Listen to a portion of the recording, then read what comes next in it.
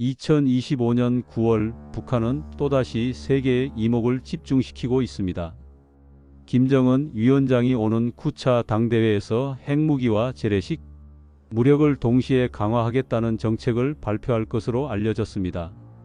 한반도와 국제 정세는 다시 긴장 국면으로 접어들고 있습니다.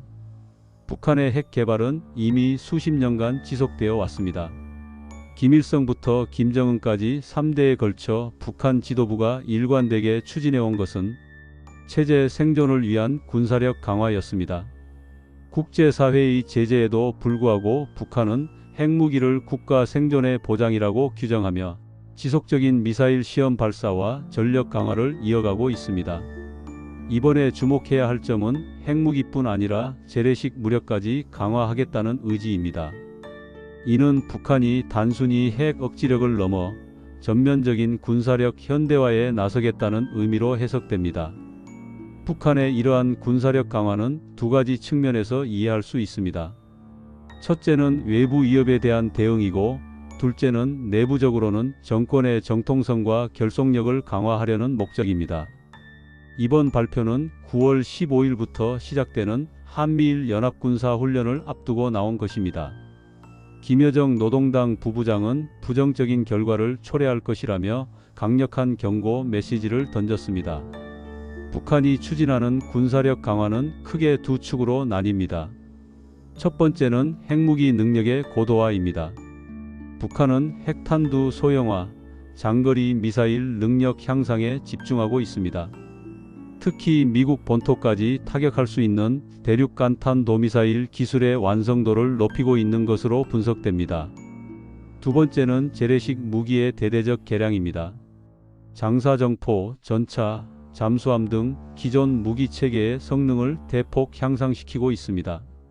주목할 점은 북한이 전자전과 사이버전 능력까지 포함한 하이브리드 전력 강화를 모색하고 있다는 것입니다. 이는 현대전의 양상이 변화하고 있음을 인식한 전략적 판단으로 보입니다. 국제사회의 반응은 신속했습니다. 미국과 한국, 일본은 공조를 강화하며 대응 태세를 높이고 있습니다.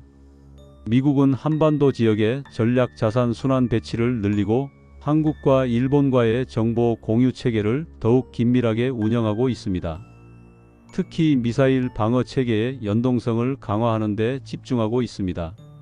한국 정부는 대북 감시 체계를 24시간 가동 체제로 전환하고 독자적인 대응 능력 강화에도 나서고 있습니다. 킬체인, 한국형 미사일 방어 체계, 대량응 징보복 등 3축 체계의 완성도를 높이는 것이 핵심입니다. 일본 역시 북한 미사일 위협에 대비한 방어 체계를 강화하고 있습니다. 패트리어트 미사일 배치를 확대하고 반격 능력 보유에 대한 논의도 가속화하고 있습니다. 유엔 안보리는 추가 제재 가능성을 검토 중이지만 중국과 러시아의 반대로 실질적 제재에는 한계가 있을 것으로 예상됩니다. 중국은 대화를 통한 해결을 강조하며 러시아는 미국의 군사적 압박이 근본 원인이라고 주장하고 있습니다. 군사 전문가들은 북한의 전략을 이중 강화라고 분석합니다. 핵무기를 통한 전략적 억지력 확보와 동시에 재래식 무기를 통해 실질적 전장 능력을 강화하려는 것입니다. 이러한 전략의 배경에는 북한만의 독특한 안보 환경이 있습니다. 미국과의 압도적인 군사력 격차를 인정하면서도 제한적 분쟁에서는 상당한 피해를 입힐 수 있는 능력을 과시하려는 것입니다. 경제적 측면에서 보면 북한이 이 같은 대규모 군비 증강을 지속할 수 있을지 의문입니다.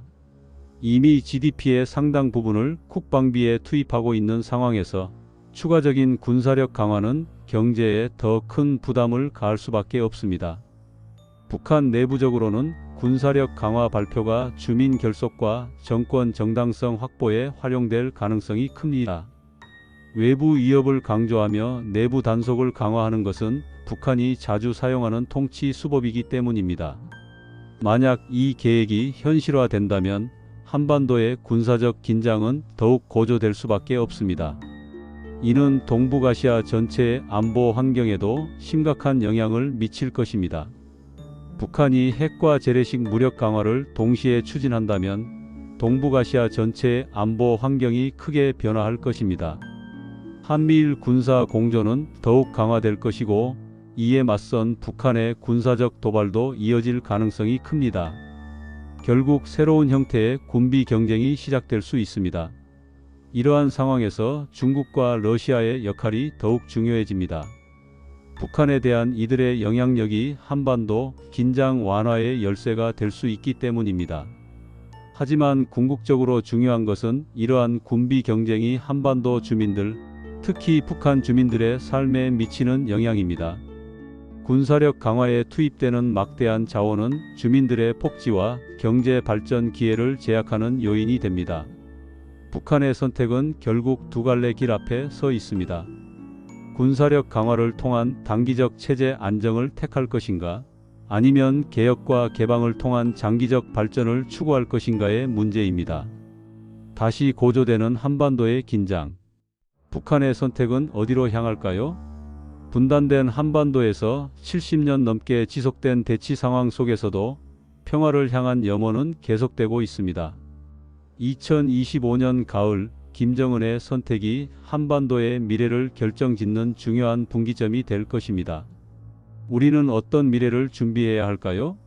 그리고 진정한 평화는 어떻게 만들어낼 수 있을까요? 북한의 군사력 강화 선언, 그 이면의 진실과 우리가 나아가야 할 방향을 계속 지켜봐야 할 것입니다. 영상이 마음에 드셨다면 구독과 좋아요 부탁드립니다. 감사합니다.